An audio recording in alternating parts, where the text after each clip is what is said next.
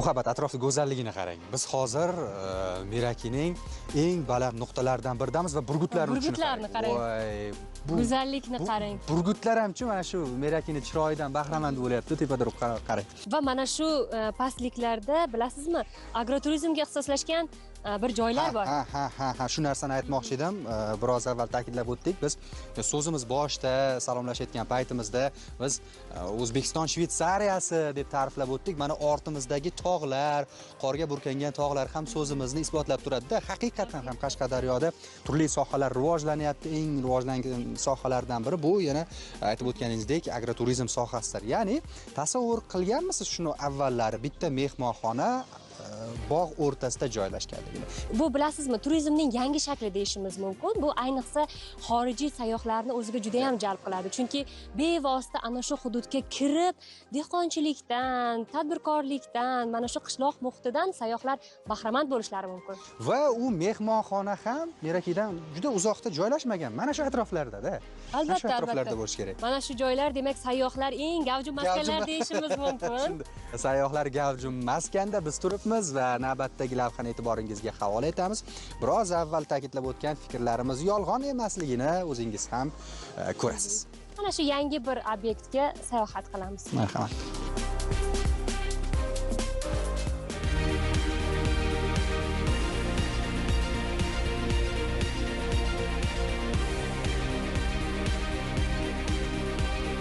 Qashqadaryo qadim-qadimdan uzumchilik va bog'dorchilik rivojlangan hudud hisoblanadi. Bugungi kunga kelib ushbu go'zal an'ana o'ziga xos innovatsion yondashuvlar bilan uyg'unlashib ketdi. Hozir men turgan joy Qashqadaryo viloyatining Shahrisabz tumanidagi Uloch mahalla fuqarolari yig'ini. Mana shu hudud bundan salkam 1,5-2 yil avval bo'sh yotgan tashlandiq yerlar bo'lgan desam, ishonavering. Bugungi kunga kelib ushbu hududning 500 gektar yerida bog' tashkil qilindi. Eng muhimi, mana shu bog'ning qoq markazida o'ziga xos arxitekturaga ega mehmonxona qurildi. Tasavvur qiling, xorijdan kelgan sayyoh mana shu mehmonxonada dam oladi va o'zbekona savatlarni ko'tarib bog'dan istagan mevasini tatib ko'rishi, savatiga terib chiqishi mumkin bo'ladi. Tabiiyki, bu kabi loyihalar mamlakatimizda turizm salohiyatini oshirishga xizmat qiladi.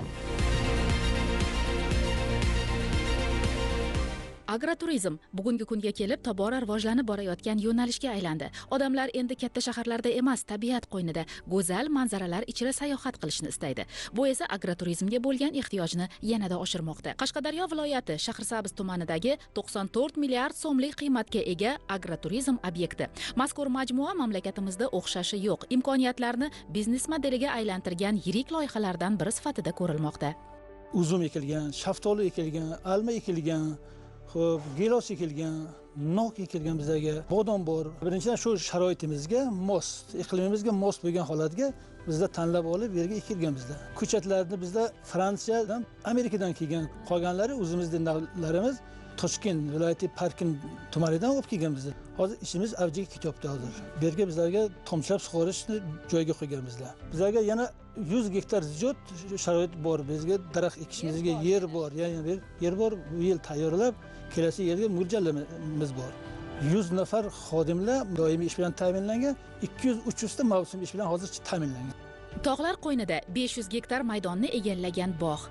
Daraxtlarning sonini aniqlash mumkindir, biroq bu yerda O'zbekiston quyoshida pishib yetilgan mevalarning ta'mini so'z bilan izohlash mushkul.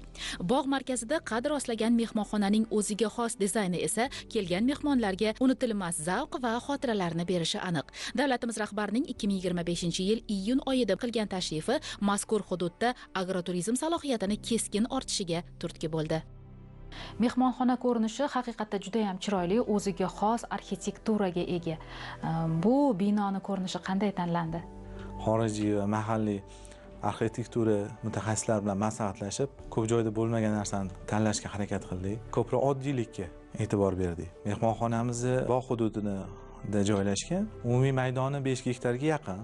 Mehmonxonamizni umuman qurilish maydoni 1,5 ming kvadrat atrofida. 30 ga yaqin xonalarimiz bor. Standart, luks, pastda, yer osti, ertaknamo hobbit uylarimiz ham bor. 100 ga yaqin mehmonlarni kutib olish quvvatiga ega. Sun'iy sharshara qilingan. 2025-yil davlat rahbarimizni tashriflarida topshiriqlar berdilar. Ya'ni ko'rsatmalariga asosan shu hududimizda Kitob tumanida 123 gektarni olib bog'ishlarni o'tgan 25-yildan boshlaganmiz. Bugungi kunda 10 mingga yaqin daraxt ko'chatlarini ekdik. Yer ishlarini amalga oshiryapmiz. Mart oylariga qadar 30 mingga yaqin mevali ko'chat daraxtlarini ekamiz. Dunyo tajribasi shuni ko'rsatadiki, agroturizm bilan shug'ullanayotgan kichik fermer xo'jaliklarida daromad o'rtacha 25-30% ga ko'tarilgan. 2024-yilda jahon agroturizm bozori hajmi 8 milliard dollardan oshdi. 2030-yilga borib bu raqam 15 milliard dollardan ham yuqori bo'lishi taxmin qilingan.